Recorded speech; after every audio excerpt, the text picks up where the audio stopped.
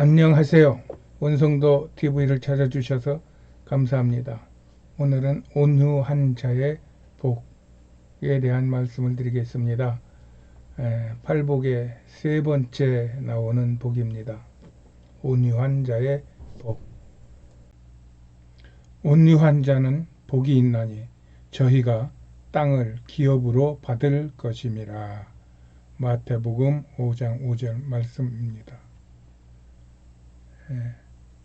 따뜻할 온, 부드러울 유, 온유는 사전에서는 성격, 태도 따위가 온화하고 부드럽다 라고 나오는데, 이것으로는 우리가 그리스도인에게 온유가 어떻다는 것인지 이것을 좀 실감하기가 어렵지 않습니까?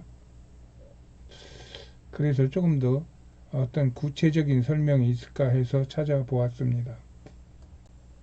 성경에서 온유는 27번 나오는 말로 그렇게 자주 쓰이지는 않는 말입니다.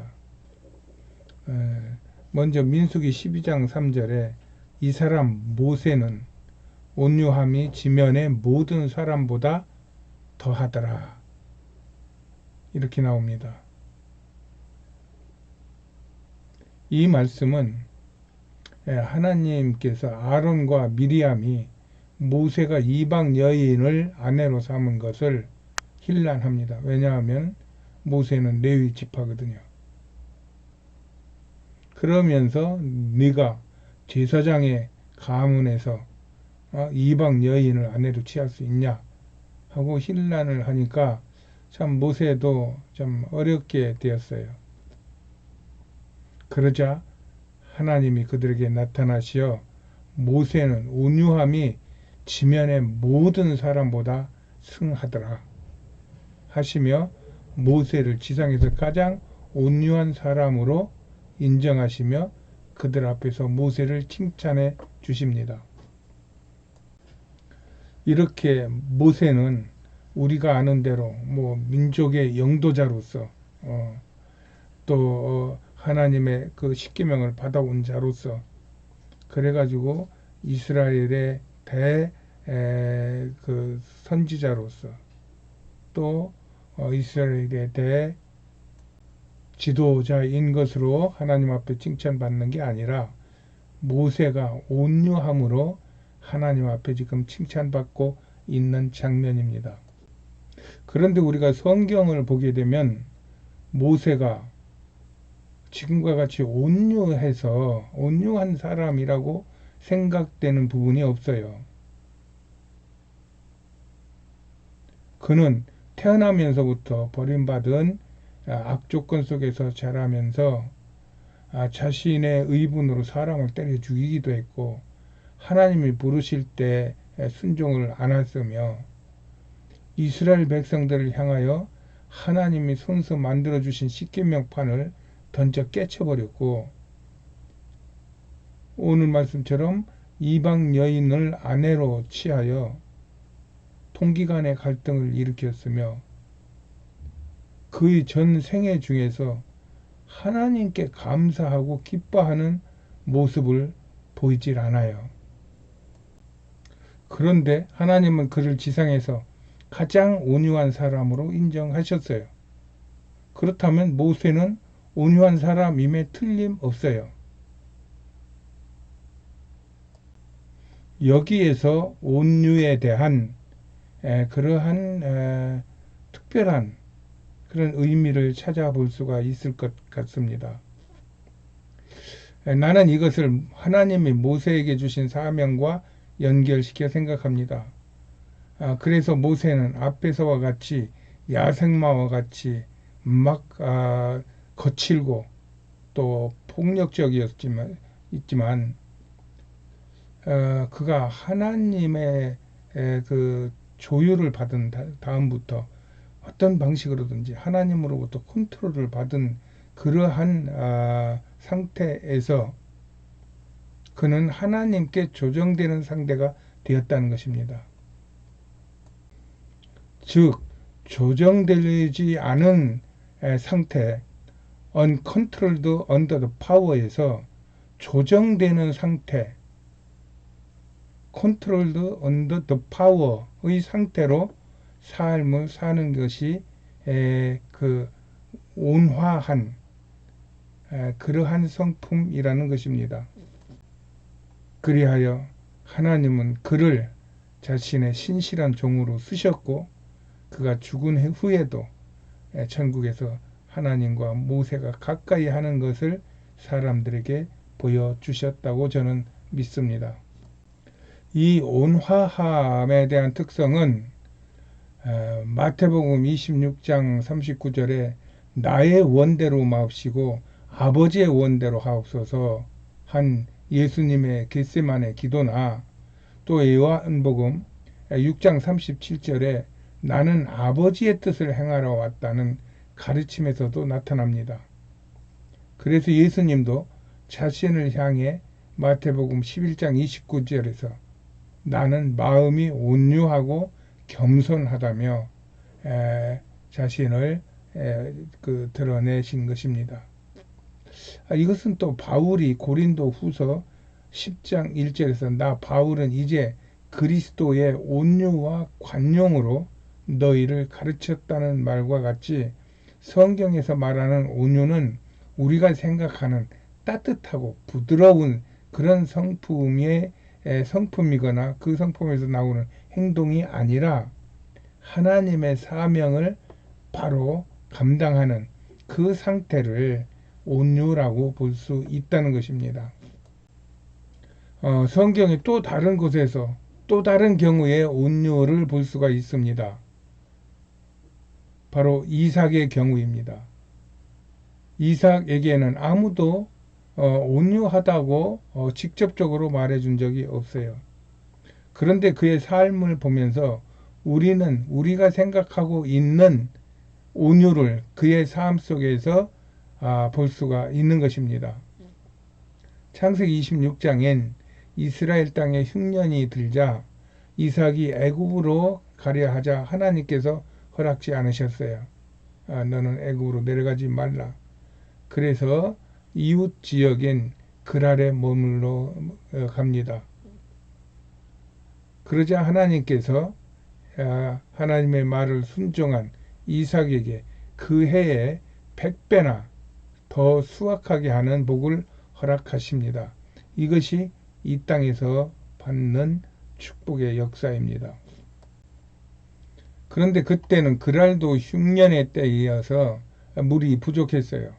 이삭이 우물을 파면 물이 나오고 그러면 그랄 왕이 와서 우리 땅에서 판 우물이니까 우리 거다 해가지고 빼앗고 그곳에서 쫓아내면 또 다른 곳에 가서 우물을 파면 거기서 또 물이 나오고 그러면 또 뺏으면 뺏기고 또 다른 곳에 가서 또 우물을 파면 그곳에서 또 우물이 나옵니다.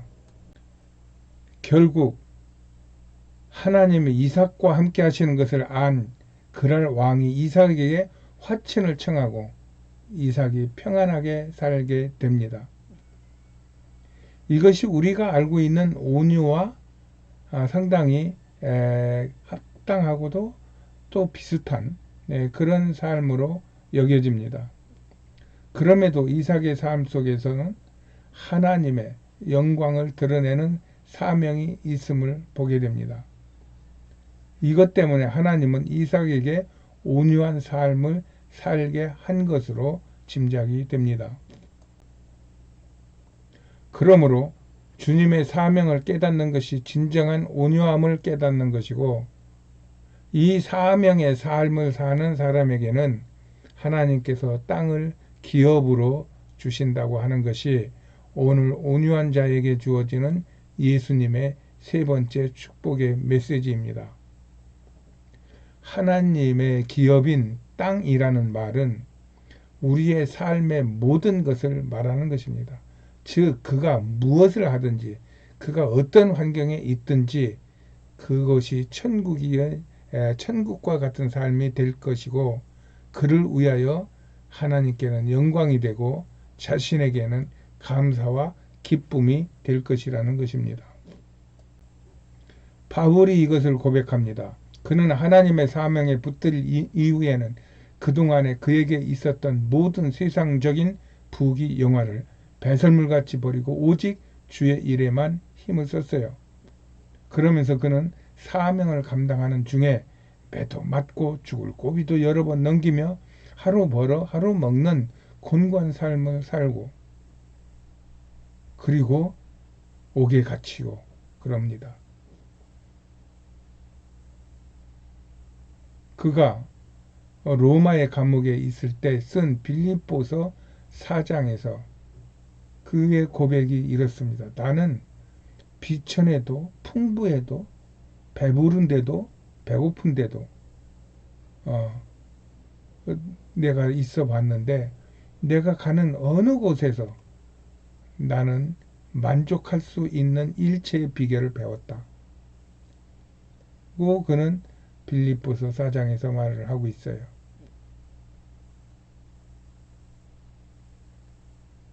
그리고는 디모데후서 4장에서는 그의 마지막 유언과 같은 글에서 내가 선한 싸움을 싸우고 나의 사명의 삶에서 믿음을 지켰으니 사명에 따라 살았으니 하나님이 내게 의의 면류관을 주실 것이다